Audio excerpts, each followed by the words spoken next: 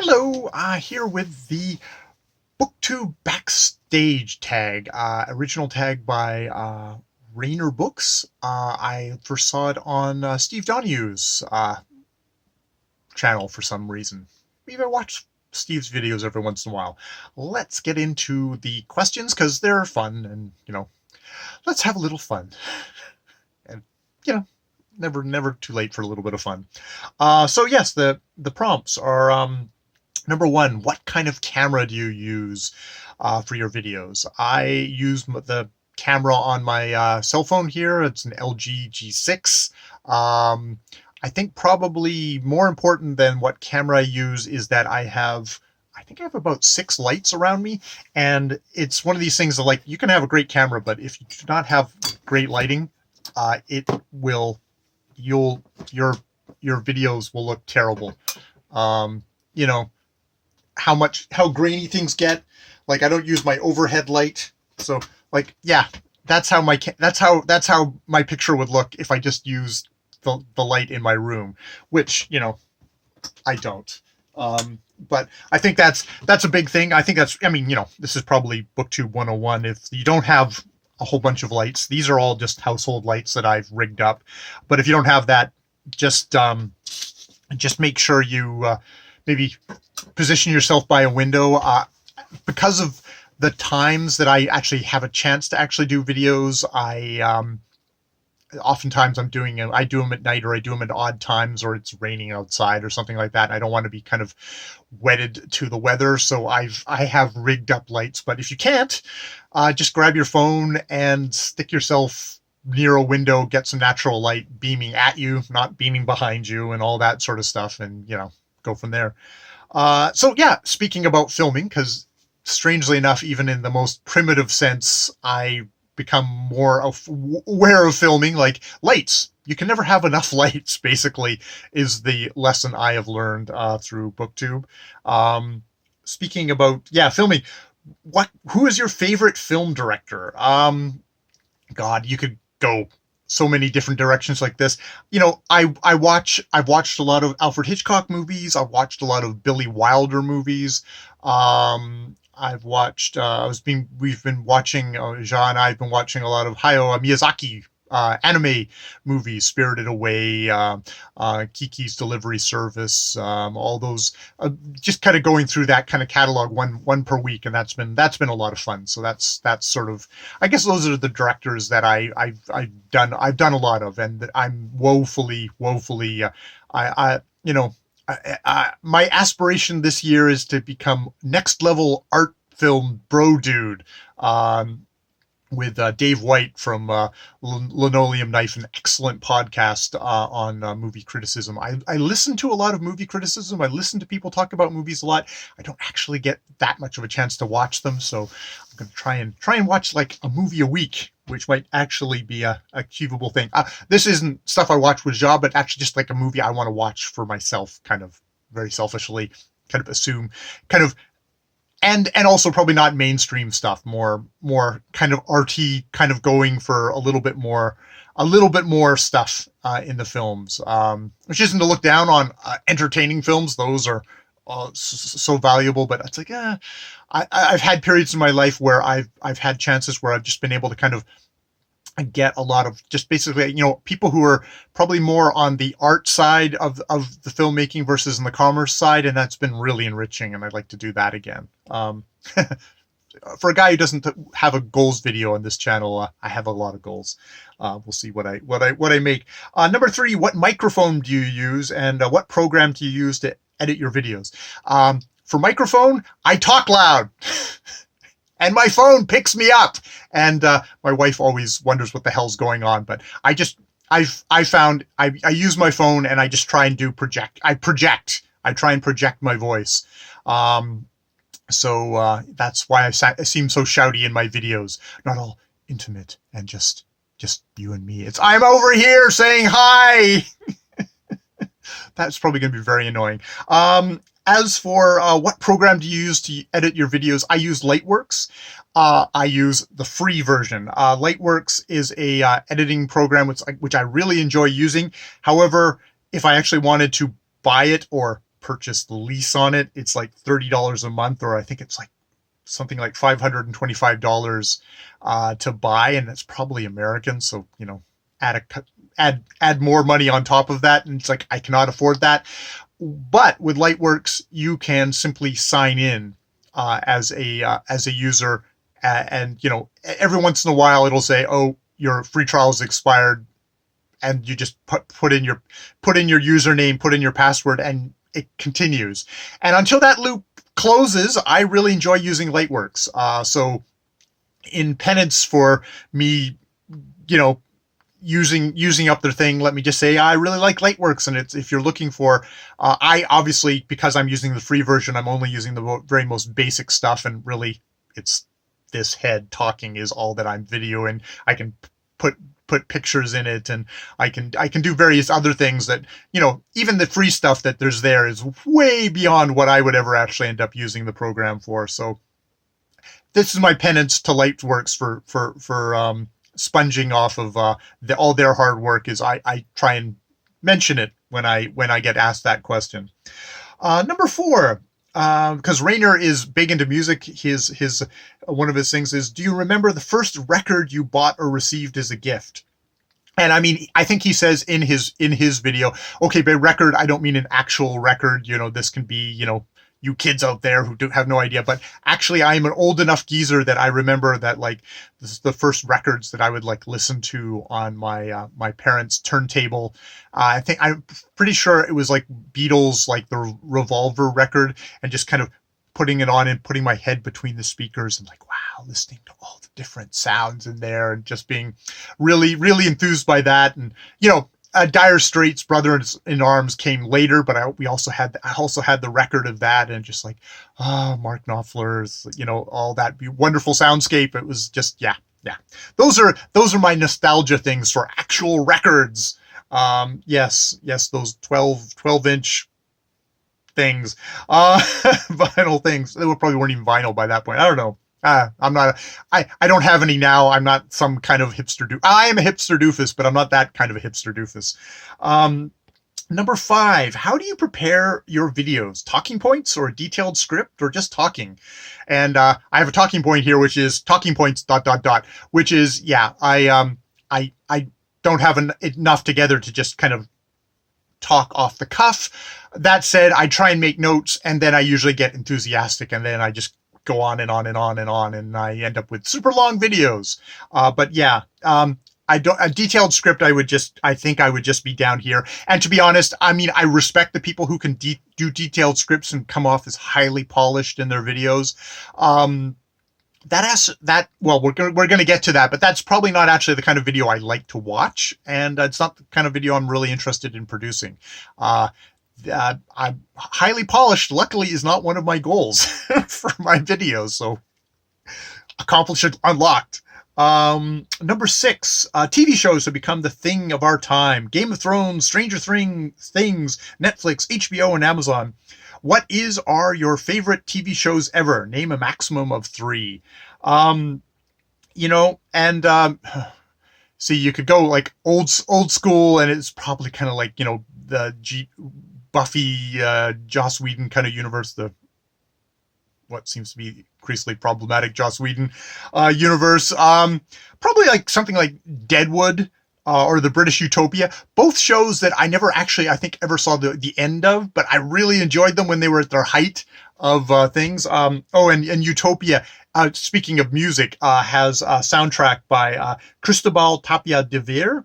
And that soundtrack I used to write to. It is a wonderfully creepy electronic-y kind of soundtrack, which I love.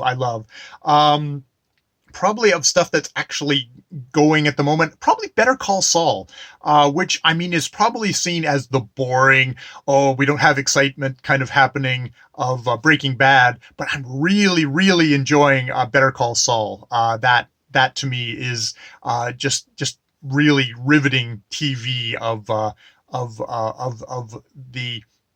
kind of the slow kind of transformation of Saul Goodman, and the various other characters on that show is just really, really engrossing TV. Yeah, that's probably my top TV picks at the moment. Oh, and a special mention I put down here for Made in Canada, what's it, 1998, 2003, kind of a satiric comedy show, Canadian content here, Made in Canada. Satiric look at how TV is made. It was basically a show about making cheap shows. This really cynical production company that's just like, look, we need to churn out this sausage, and here are all the steps. And it being like actually a really good kind of fictional kind of media literacy course on how television is made, and oftentimes the very financial reasons why things get churned out. And I mean, and in the Canadian context of, we're basically making stuff that we're hoping to sell to the Americans. We're hoping to sell to the international market, because Canada does not have the population to actually be able to support anything other than trying to sell it to other people, and usually strip off everything Canadian about it in its worst case scenario, to try and kind of pass ourselves off as some kind of faded American carbon copy, which Made in Canada, when marketed in the foreign things, is known as the industry. So we've stripped off the show itself, strips off the Canada part to be able to sell itself. So I thought that was a little humorous little tidbit that I noticed as I was looking up its entry in Wikipedia. Okay, there was a diversion. Number 7, what kind of Booktube videos do you prefer to watch, and why?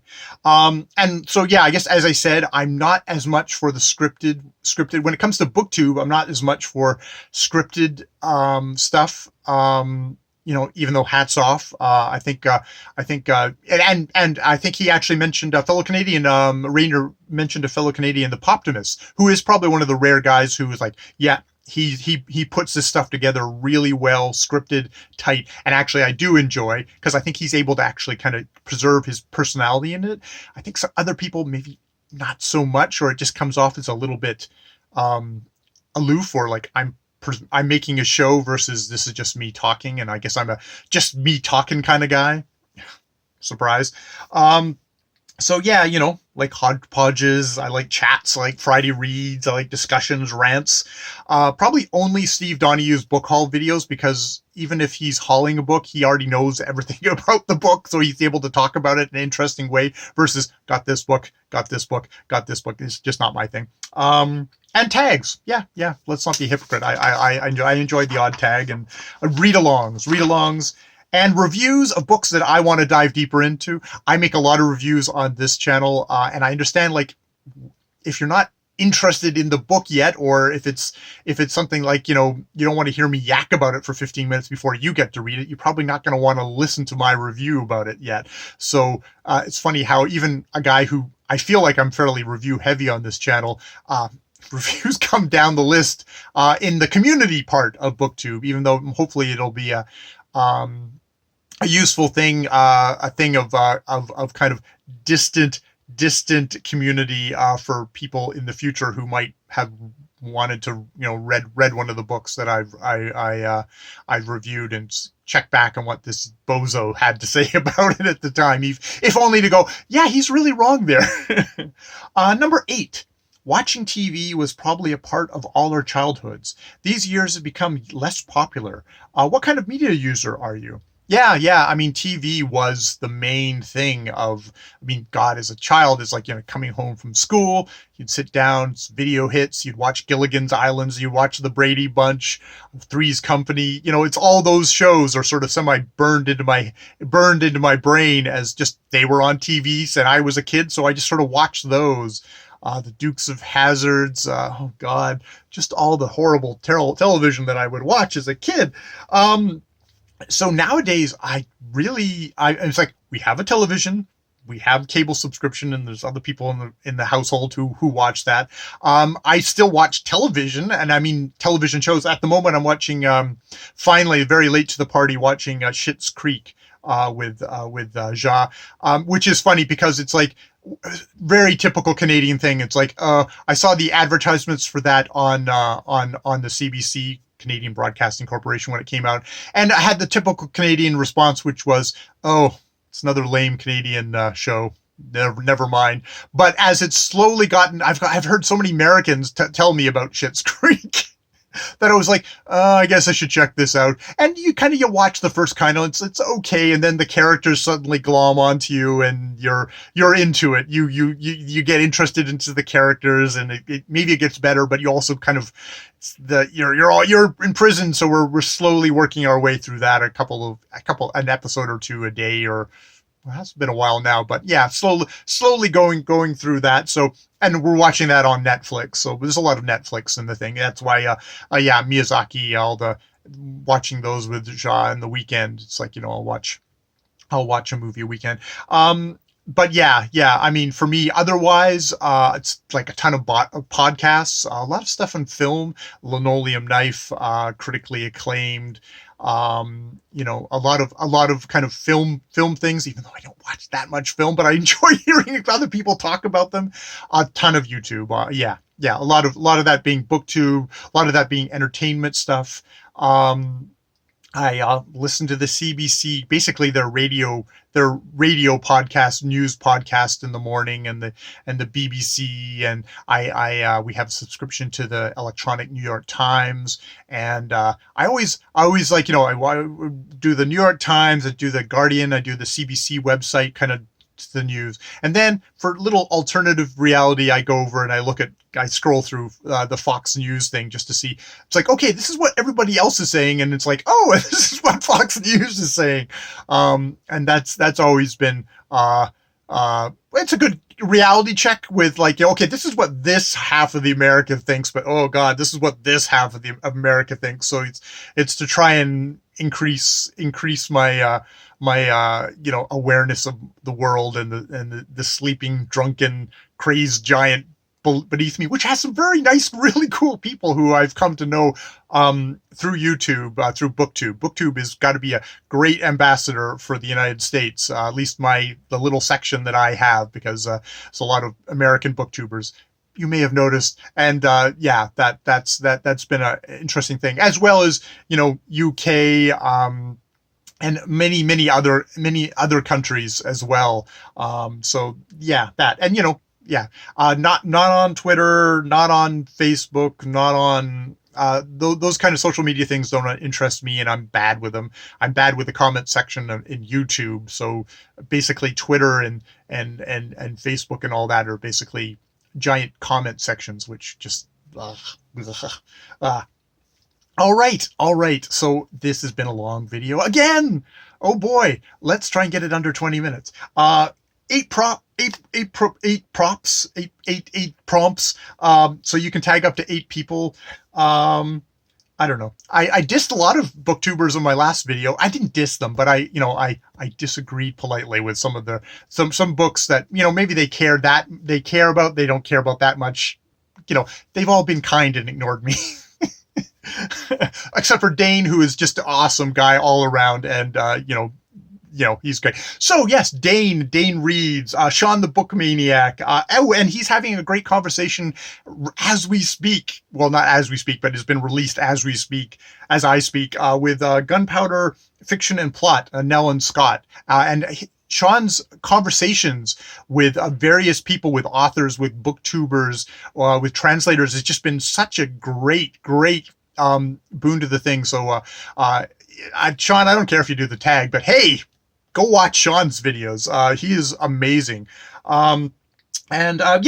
James Holder, Jason at Old Blues Chapter and Verse, Kelly at Books I'm Not Reading, the Book Zealots. All great channels. I would tag Brian at Bookish, but because his hodgepodge videos are definitely a highlight of my weekends. I can wake up and I can watch one of those, and that's always great to check in with Brian. But he's already been tagged. He was tagged in the original thing. So I'm not tagging you, Brian, because you've already been tagged. You are BookTube royalty already. All right. That is all my babbling, and I'm going to stop right now before we get to 20 minutes. More videos later.